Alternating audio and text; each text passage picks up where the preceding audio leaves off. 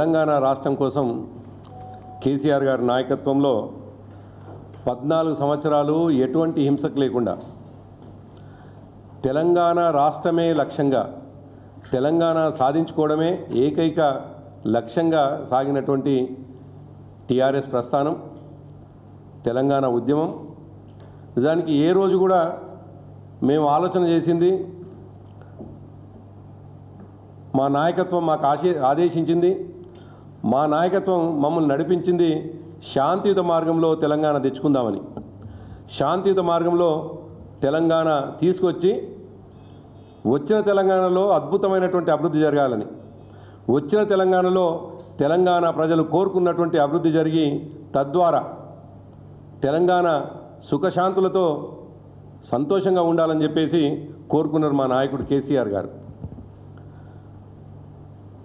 ఎటువంటి రక్తపాతం లేకుండా, ఎటువంటి హింసకు తావు లేకుండా ముందు రోజు ఏ మాట అయితే చెప్పినరో చివరి వరకు కేసీఆర్ గారు అదే మాట మీద నిలబడి తెలంగాణ ఉద్యమాన్ని నడిపినరు.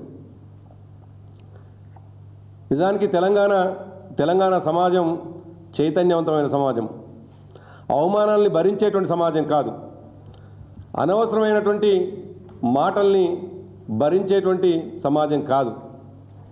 అయినప్పటికీ ప్రజలందరినీ కూడా ఒక్కతాటిపై నడిపి కేసీఆర్ గారు అనుకున్నటువంటి లక్ష్యాన్ని నెరవేర్చుకోవడం కోసం తెలంగాణ ప్రజలందరినీ కూడా శాంతియుత మార్గంలో తెలంగాణని సాధించుకుందామని నడిపినటువంటి కేసీఆర్ గారి నాయకత్వంలో ఇవాళ మా పార్టీ ఉన్నది. ఉద్యమ సందర్భంగా కావచ్చు, ఆ తర్వాత కావచ్చు, నిజానికి కేసీఆర్ గారు తయారు చేసినటువంటి సైనికులు, కేసీఆర్ గారు ఇషారా చేస్తే తెలంగాణని వ్యతిరేకించే వాళ్ళ పట్ల కావచ్చు, తెలంగాణ కాదు అని చెప్పేసి చెప్తున్నటువంటి వాళ్ళ పట్ల కావచ్చు, తెలంగాణ సమాజాన్ని అవమానపరుస్తున్నటువంటి వాళ్ళని ఎట్టి పరిస్థితిలో వదిలిపెట్టే పరిస్థితి ఉండకపోయేది. కానీ మా నాయకుడు మాకు నేర్పింది తెలంగాణ రాష్ట్రం, వచ్చిన తెలంగాణలో అభివృద్ధి జరగాలని. నిజానికి ప్రపంచవ్యాప్తంగా కేటీఆర్ గారికి అభిమానులు ఉన్నారు. ఇవాళ ఏ దేశం పోయినా కానీ కేటీఆర్ గారు అంటే ఎనలేని గౌరవం, అభిమానం. మరి అటువంటి కేటీఆర్ గారికి మొన్న మీరు చూసినారు, అమెరికాలో కూడా డాలస్ నగరంలో జరిగినటువంటి సభలో ఈ దేశం నుంచి వెళ్ళి ఒక రాజకీయ పార్టీ నాయకుడు వెళ్తే ఒక ప్రాంతీయ పార్టీ నాయకుడు నిర్వహించినటువంటి సభ 5-6 వేల మందితోటి అమెరికాలో నా భూతో నా భవిష్యత్ అన్నట్టుగా జరిగింది. అది కేటీఆర్ గారి మీద అమెరికాలో ఉన్నటువంటి స్థిరపడ్డ తెలంగాణ వాసులు కూడా చూపించినటువంటి ప్రేమ, అభిమానం. ఇవాళ కేటీఆర్ గారిని నోటికొచ్చినట్టుగా తులనాటం, నోటికొచ్చినట్టుగా తమ వ్యూస్ని చెప్పడం, తమ మనసులో ఉన్నటువంటి తమ బాసులు ఏదైతే ఆదేశిస్తారో, తమ గురువులు ఏదైతే ఆదేశిస్తారో ఆ ఆదేశించినటువంటి విషయాన్ని ఇవాళ ప్రజల మనసుల్లో జొప్పించడం కోసం, ప్రజల మనసుల్ని మలినం చేయడం కోసం ఇవాళ కొంతమంది మీడియా పేరుతో తెలంగాణ ప్రజల్ని గందరగోళం చేస్తూ ఉన్నారు. ఈ సందర్భంగా ఒకటే విజ్ఞప్తి చేయదలుచుకున్నాం. ఇవాళ బీఆర్ఎస్ పార్టీకి మీడియా అంటే ఎనలేని గౌరవం. ఆనాడు తెలంగాణ ఉద్యమ సందర్భం కూడా మీడియా కలిసి వచ్చింది కాబట్టే, మీడియా జర్నలిస్టులు కలిసి వచ్చిండ్రు, అన్ని వర్గాల వాళ్ళు కలిసి వచ్చిండ్రు, జర్నలిస్టుల పాత్ర కూడా మరవలేంది కాబట్టి మీడియా పట్ల కేసీఆర్ గారితో పాటు కేసీఆర్ గారు తయారు చేసిన సైనికులకు కూడా అంతే స్థాయిలో గౌరవం ఉంటుందనేటువంటి విషయాన్ని ఈ సందర్భంగా గుర్తు చేస్తూ ఉన్నాను. నిజానికి మా పనంతా కూడా గత సంవత్సరంన్నర కాలంగా ఏదైతే రేవంత్ రెడ్డి ఆయన ఇచ్చినటువంటి హామీలని అమలు చేయమని ఒక బాధ్యత కలిగినటువంటి ప్రతిపక్షంగా ఈ హామీలని అమలు చేయమని చెప్పేసి బాధ్యతగా మాట్లాడుతూ ఉన్నాం. మేమందరం కూడా కేసీఆర్ గారితో పాటు మేము మాట్లాడుతున్న ప్రతి మాట కూడా బాధ్యతతోనే మాట్లాడుతున్నాం. నువ్వు ఇచ్చినటువంటి హామీని నెరవేర్చు అని చెప్పేసి అడుగుతా ఉన్నాం. నువ్వు ఇచ్చినటువంటి హామీని ఒకవేళ నెరవేర్చకపోతే చెవులు బిండి ప్రజల పక్షాన కొట్లాడతామని చెప్పేసి మేము మాట్లాడుతూ ఉన్నాం. కానీ అటెన్షన్ని డైవర్ట్ చేయడం కోసం చంద్రబాబు నాయుడు శిష్యులైనటువంటి రేవంత్ రెడ్డి ఒకవైపు అయితే, మరోవైపు అనేక మంది శిష్యుల్లో ఒకడైనటువంటి మహా ఛానల్ వంశీ కూడా చంద్రబాబు నాయుడు లైన్లో ఇవాళ తెలంగాణలో చిచ్చు పెట్టే ప్రయత్నం చేస్తూ ఉన్నాడు. దీన్ని తీవ్రంగా ఖండిస్తూ ఉన్నాం మేము. ఇవాళ వంశీ చేసేటువంటి దుర్మార్గమైనటువంటి ప్రకటనలు కావచ్చు, ఆయన వ్యూస్ని న్యూస్ లాగా చదవడం కావచ్చు, నిజానికి జరగాల్సినటువంటి ప్రస్తుతం జరుగుతున్నటువంటి మీరు ఇవాళ ప్రపంచానికి వదులుతున్నటువంటి న్యూస్ ఏదైతుందో అదంతా కూడా అధికారులు బాధ్యతగా చేయాల్సినటువంటి విచారణ మేము డెఫినెట్గా వెల్కమ్ చేస్తూ ఉన్నాం. అనేక విచారణలు ఇష్టం వచ్చినట్టుగా మా మీద అప్రతిష్ట పాలు చేసేటువంటి విచారణలు జరుపుతున్నా మేము గౌరవంగానే ఉన్నాం. ఎట్టి పరిస్థితులు కూడా మేము డీవేట్ కాదలుచుకోలేదు. ప్రజలకు ఇచ్చినటువంటి హామీలని నెరవేర్చమని చెప్పడానికి మేము పోరాటం చేస్తున్నాం. కానీ ఇచ్చిన హామీలను పక్కకు పెట్టేసినటువంటి ఈ ప్రభుత్వం ఇటువంటి ఎల్లో జర్నలిజం చేస్తున్నటువంటి కొంతమంది వ్యక్తులను ప్రోత్సహించి తద్వారా మా నాయకత్వం మీద అవమానకరమైనటువంటి పోస్టింగ్లు పెట్టడాన్ని తీవ్రంగా ఖండిస్తూ ఉన్నాం. నిజానికి ఏ ఒక్క వ్యక్తి పట్ల మాకు ఎన్నడూ కూడా ఒక రకమైనటువంటి అభిప్రాయం లేదు. సంస్థలు ఏవైనా నిర్ణయం తీసుకున్నప్పుడు తప్పకుండా ఆ సంస్థల పట్ల మాట్లాడినాం. కానీ వ్యక్తులుగా ఇవాళ మాట్లాడుతున్నామంటే ఆ వ్యక్తులు చేస్తున్నటువంటి గందరగోళమైనటువంటి విషయం ఎంతకు దారి తీస్తుందో చాలా స్పష్టంగా కళ్ళ ముందు కనిపిస్తున్నది. సరిగ్గా నేను చెప్పినటువంటి మహా న్యూస్ వంశీ అనేటువంటి ఒక రిపోర్టర్ చేసినటువంటి దుర్మార్గమైనటువంటి పనుల ద్వారా ఇవాళ తెలంగాణలో ఒక అస్థిరమైనటువంటి పరిస్థితి, తెలంగాణలో ఒక గందరగోళమైనటువంటి పరిస్థితి, తెలంగాణ అంటేనే గౌరవం లేనటువంటి పరిస్థితికి ఇవాళ మహా న్యూస్ వంశీ ప్రయత్నం చేయడం తీవ్రంగా ఖండిస్తూ ఉన్నాం. నేను ఇవాళ అడుగుతున్నాను మహా న్యూస్ వంశీని, ఇవాళ నువ్వు రౌండ్ టేబుల్ సమావేశం పెట్టినావు కదా, నీ ఆలోచన అంతా కూడా నువ్వు పెట్టినటువంటి థంబ్నెయిల్ అన్నీ కూడా నిన్న దాడి జరగంగానే ఎందుకు నీ టీవీ నుంచి మాయమైనాయి, ఎందుకు నీ పోర్టల్ నుంచి మాయమైనాయి, నీ ఛానళ్ళకి వెళ్ళి ఇవన్నీ ఎందుకు మాయం చేసినావు మేము ఇవాళ అడుగుతూ ఉన్నాం. నిన్న మొన్నటి దాకా మా పార్టీ వర్కింగ్ ప్రెసిడెంట్ గారిని పట్టుకొని నోటికొచ్చినట్టుగా నీ కడుపులో ఉన్నటువంటి గ్యాస్నంతా కూడా, నీ దుర్మార్గమైనటువంటి మాటలన్నీ కూడా, నీకు ఇష్టం లేని తెలంగాణ వచ్చిందనేటువంటి ఒక అక్కసు నీ కడుపులో ఉంది కాబట్టి ఆనాడు తెలంగాణ వద్దని ఆంధ్ర ఎన్జిఓలతోటి ఎల్బీ స్టేడియంలో సభ నిర్వహించడానికి కారకుడైనటువంటి నువ్వు ఇవాళ తెలంగాణ వచ్చినటువంటి సందర్భంలో మళ్ళీ మీ బాసు నీ గురువు అయినటువంటి చంద్రబాబు నాయుడు ఆంధ్రలో ముఖ్యమంత్రి అయితే ఆయనకు వెన్నుదన్నుగా నిలవాలని, తెలంగాణ అస్థిరత్వంగా ఉందని, తెలంగాణలో గొడవలు జరుగుతున్నాయని ఇక్కడ ఉన్నటువంటి పెట్టుబడిదారులు చివరికి ఆంధ్రాకు పోవాలనేటువంటి ఒక కుట్ర నీలో కనిపిస్తూ ఉంది. కాబట్టి ఇటువంటి దుర్మార్గమైనటువంటి ప్రసారాలు చేస్తూ ఉన్నావు. మేము ఈ సందర్భంగా మీడియా మిత్రులను విజ్ఞప్తి చేస్తూ ఉన్నాం. మీడియా అంటే ఒక బాధ్యత కలిగింది. మీడియా హౌస్ అంటే డెఫినెట్గా సమాజానికి ఒక దిక్సూచిలాగా జరుగుతున్నటువంటి వార్తల్ని వార్తల్లాగా పంపాల్సినటువంటి మీడియాలో కొన్ని మీడియా సంస్థలు చేస్తున్నటువంటి ఈ దుర్మార్గమైనటువంటి దానికి నిజానికి మిగతా మీడియా సంస్థలు కూడా ఇవాళ తలదించుకునేటువంటి పరిస్థితి వస్తూ ఉన్నది.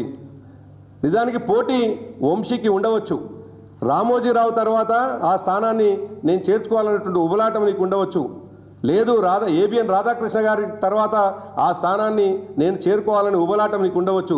నీ ఉబలాటం ఈ రాష్ట్ర అభివృద్ధిలో భాగమై ఉండాలని ఉబలాటం. నీకు ఇష్టం లేకున్నా ఏర్పడ్డటువంటి తెలంగాణ రాష్ట్రంలో అనివార్యంగా ఈ రాష్ట్ర అభివృద్ధి వైపు నీ పని ఉండాలి. కానీ ఫక్తు మా నాయకుల మీద ప్రొద్దున లేస్తే అవాస్తవమైనటువంటి సిట్టు చేయాల్సినటువంటి విచారణంతా కూడా మహా టీవీలో కూర్చొని నువ్వు చేస్తుంటే ఇవాళ లక్షలాదిగా ఉన్నటువంటి కేటీఆర్ గారి అభిమానులు ఎట్లా ఊరుకుంటారు? ఎస్, తప్పకుండా కేటీఆర్ గారి మీద ఉన్నటువంటి అభిమానంతో కొంతమంది నీ పైన దాడి చేయవచ్చు. కానీ ఈ సందర్భంగా ఏదైతే ఎల్లో జర్నలిజం చేస్తున్నటువంటి కొంతమంది వ్యక్తులున్నారో ఈ సందర్భంగా హెచ్చరిస్తూ ఉన్నాం. కొంతమంది కేటీఆర్ గారిపై చేసినటువంటి అవాంఛనీయమైనటువంటి మాటలకు కొంతమంది మనస్తాపం చెంది పోయి దాడి చేయవచ్చు. కానీ ఇది ఆరంభం మాత్రమే. సూటిగా చెప్తా ఉన్నాం, తీవ్రంగా హెచ్చరిస్తూ ఉన్నాం. ఇవాళ బాధ్యత కలిగినటువంటి ప్రధాన ప్రతిపక్షంగా ఈ ప్రభుత్వం మీద మాట్లాడుతున్నటువంటి వాళ్ళుగా చెప్తా ఉన్నాం. ఈ రాష్ట్రం మేము ప్రతిపక్షంలో ఉన్న అభివృద్ధి చెందాలని కోరుకుంటున్నటువంటి వాళ్ళం. ఈ చిల్లర వ్యవహారాలకు ఎట్టి పరిస్థితిలో సహించము. 25 సంవత్సరాలు 14 సంవత్సరాలు ఉద్యమంలో ఉన్నాం, 10 సంవత్సరాలు అధికారం ఉన్నాం. ఇంకేం మాకు చైతన్యం చచ్చిపోలేదు, చేయలేకుండా లేము. ఇవాళ మేము సూటిగా ఇంకో మాట అడగదలుచుకున్నాం. బుద్ధిజీవులైనటువంటి తెలంగాణలో ఉన్నటువంటి పెద్ద మనుషులకి, మేధావులకు విజ్ఞప్తి చేయదలుచుకున్నాం. ఇటువంటి పోకడలు ఎటువైపు దారితీస్తాయో ఈ సందర్భంగా అడగదలుచుకున్నాం. ఇటువంటి వంశీ లాంటి అరాచక శక్తులు, అరాచకవాదులు ఇష్టం వచ్చినట్టుగా మాట్లాడుతూ ఉంటే అతను ఏర్పాటు చేసినటువంటి రౌండ్ టేబుల్ సమావేశానికి వెళ్ళినటువంటి కాంగ్రెస్ ప్రెసిడెంట్ మహేష్ గౌడ్ని ఇవాళ అడగదలుచుకున్నాం. బుద్ధిజీవుడిగా మాట్లాడుతున్నటువంటి కోదండరామ్ గారిని అడగదలుచుకున్నాం.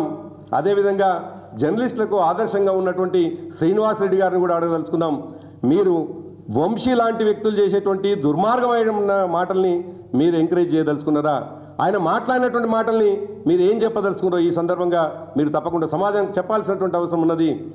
ఒక బాధ్యత కలిగినటువంటి నాయకులుగా లేనటువంటి విషయాన్ని ఉన్నతిని చూపించుకుంటూ ఇవాళ కుటుంబాల్లో కుటుంబ సభ్యులు కూడా కనీసం టీవీ ముందర కూర్చోనటువంటి ప్రసారాలు చేస్తూ ఉంటే మీరు ఎట్లా సమర్థిస్తారు? వంశీ ఏ ఒక్క రోజు కూడా తెలంగాణకు అనుకూలంగా లేని విషయాన్ని మీకు తెలియదా? ఆనాడు ఎల్బీ స్టేడియంలో మీటింగ్ పెట్టి నుంచి మొదలుకొని ఒక సినిమా హీరోని బ్లాక్మెయిల్ చేసి అర్ధరాత్రి టాస్క్ ఫోర్స్ పోలీసులు తీసుకొని పోయి పోలీస్ స్టేషన్లో రాత్రంతా పెడితే ఆనాటి వంశీ యజమాని అయినటువంటి మీడియా సంస్థ యజమాని పోయి ఇడిపించుకుని వచ్చినటువంటి విషయాలు మీకు తెలియదా? వంశీ నేర చరిత్ర, వంశీ యొక్క ఎల్లో జర్నలిజం ప్రపంచానికి తెలుసు. ఆయన పెట్టినటువంటి తంబునేలే చాలా స్పష్టంగా అవపడుతుంది. ఇవాళ వంశీ బ్రతుకుతుందంతా కూడా బీఆర్ఎస్కు వ్యతిరేకమైనటువంటి వార్తల్ని ప్రసారం చేసి బ్రతుకుతూ ఉన్నాడు. ఒక్కసారి ఈ సందర్భంగా మరి ఆయన పక్షాన మాట్లాడుతున్నటువంటి వాళ్ళని చూడండి. బీఆర్ఎస్ నాయకుల మీద ఇష్టం వచ్చినట్టుగా మాట్లాడినటువంటి ఆ వీడియోస్కు 70,000, 50,000 వరకు 50,000, 70,000 రావచ్చు. మిగతా సమాజం కోసం ఏదైనా నువ్వు చేయాలనుకుంటే కనీసం 500-600 మంది చూడనటువంటి నీ వార్తల్ని కేవలం మా మీద విషం జల్లేటువంటి వార్తల ద్వారా నీ మీడియా ఛానల్ని నడుపుకోవాలని ప్రయత్నం చేస్తే తస్మాత్ జాగ్రత్త అని చెప్తున్నాం. ఆగం ఎట్టి పరిస్థితుల్లో కూడా భవిష్యత్తులో ఇటువంటివే పునరావృతమైతే నువ్వు కలుగులో పడుకున్నా కానీ తెలంగాణ ప్రజలు ఊరుకోరు.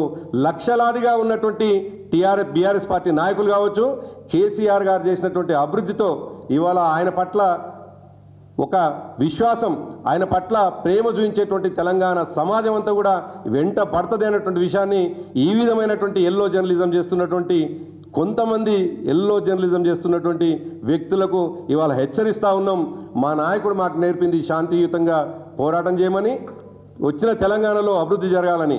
కానీ మీరు రెచ్చగొడితే చేతులు మూడ్చుకొని కూర్చునేటువంటి చేతగాని పరిస్థితిలో తెలంగాణ సమాజం లేదు అనేటువంటి విషయాన్ని ఈ సందర్భంగా గుర్తు చేస్తూ ఉన్నాం. అయినప్పటికీ నువ్వు ఎటువంటి రెచ్చగొట్టే అది చేసినా కానీ తెలంగాణ అభివృద్ధి కావాలని కోరుకుంటున్నటువంటి వాళ్ళం కాబట్టి తెలంగాణలో నువ్వు ఇచ్చినటువంటి హామీలని తప్పకుండా నెరవేర్చాలని ఈ ప్రభుత్వాన్ని నిలదీస్తూనే ఉంటాం. మరోవైపు రెచ్చగొట్టే వాళ్ళ పట్ల తెలంగాణ సమాజం అప్రమత్తంగా ఉంటుందనేటువంటి విషయాన్ని ఈ సందర్భంగా గుర్తు చేస్తూ ఉన్నాను. నిజంగా కేసీఆర్ గారు ఉన్నప్పుడు 10 సంవత్సరాలు తెలంగాణలో ఒక సిస్టమేటిక్గా ఉండే వాతావరణం. కానీ ఇప్పుడు కొందరు మీడియా వ్యక్తులు తెలంగాణలో విద్వేషపూరితంగా ప్రవర్తిస్తున్నట్టు చాలా స్పష్టంగా అర్థమవుతుంది. 10 ఏళ్ళ తెలంగాణ తర్వాత ఎవరెవరైతే తెలంగాణకు వ్యతిరేకంగా ఆనాడు ఉన్నారో, తెలంగాణ ఉద్యమం జరుగుతున్న సమయంలో వాళ్ళందరూ మళ్ళీ ఇప్పుడు కాంగ్రెస్ ప్రభుత్వ హయాంలో యాక్టివ్ అయ్యి ఆనాడు ఎట్లయితే తెలంగాణ రావద్దు అని చెప్పి అడ్డుపడ్డారో ఇప్పుడు మళ్ళీ కూడా ఇక్కడ తెలంగాణ రావడానికి ప్రధాన కారణమైన బీఆర్ఎస్ మీద విషయం కక్కే ప్రయత్నం చేస్తున్నారు. నేను వంశీ గారికి, ఎందుకంటే వంశీ గారు కావచ్చు, అక్కడ ఉన్న మిత్రులు కావచ్చు, చాలామంది నాతో కలిసి పనిచేసిన వాళ్ళు ఉన్నారు. వంశీ కూడా నాకు మంచి మిత్రుడు.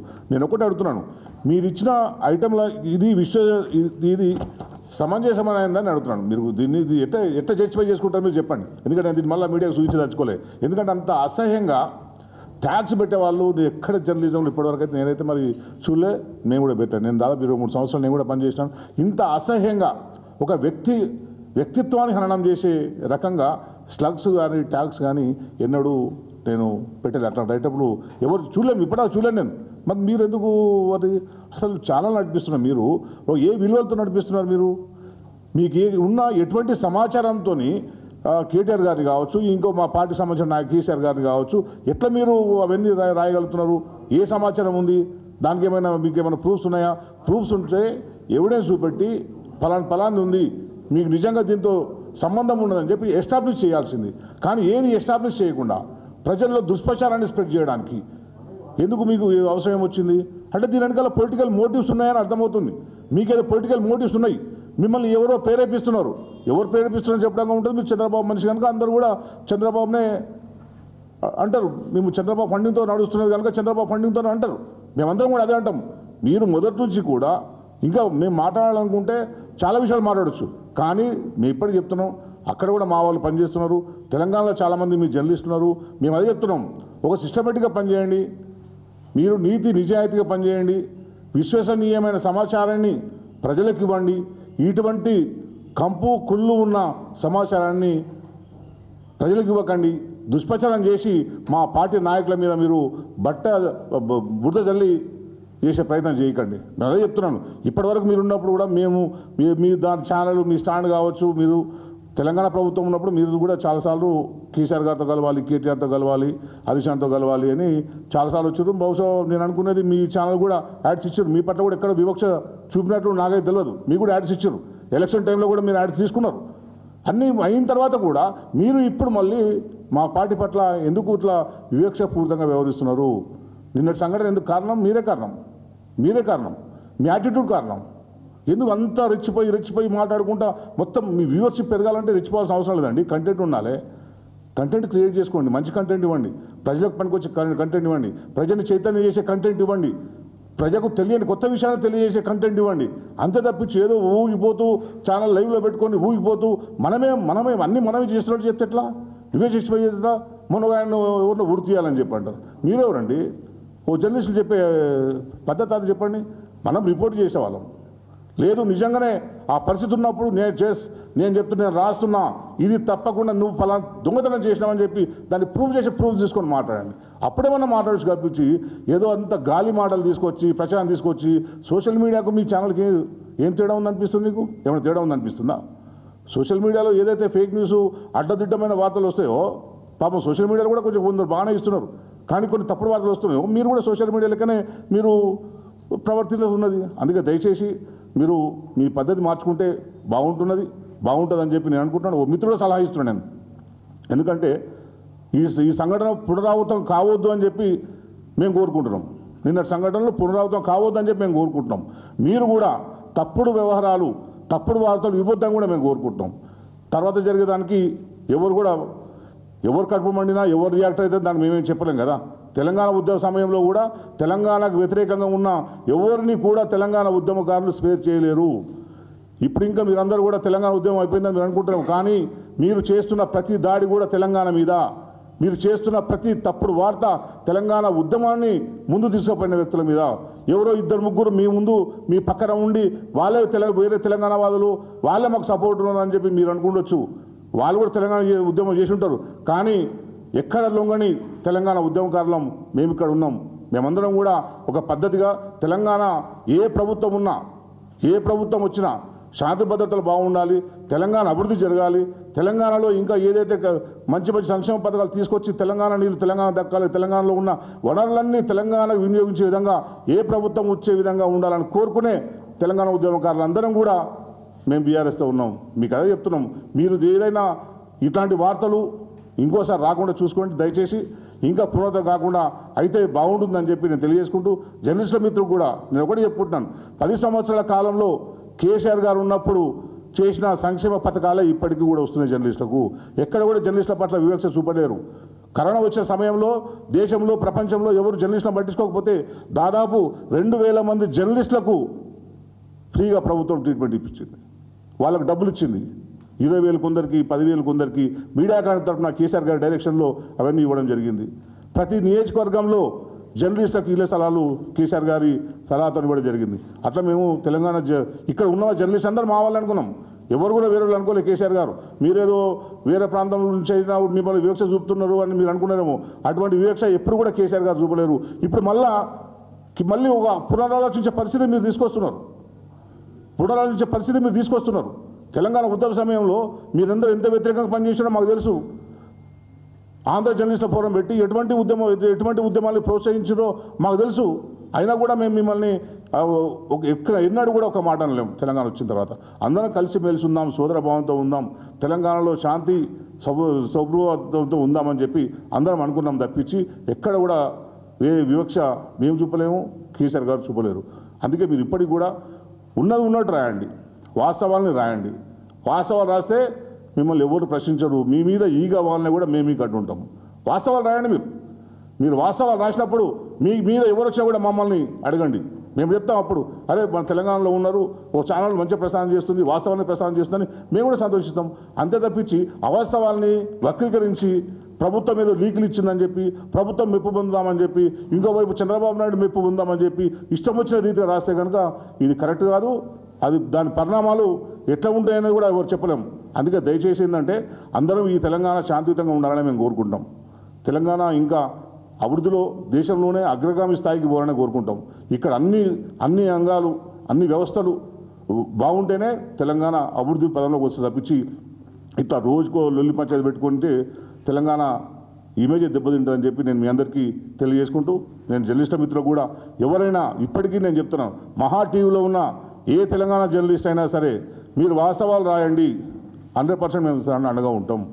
అవాస్తవాల్ని రాస్తే దానికి ఎవరం బాధ్యులం కాము. Please subscribe to the channel and download the Politicos app from the links in the description.